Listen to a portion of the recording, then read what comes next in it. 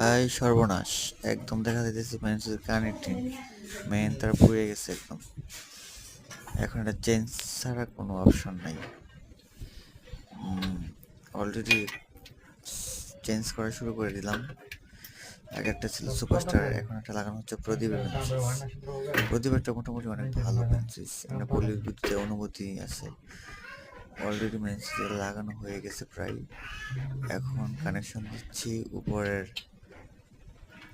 Load line, output line.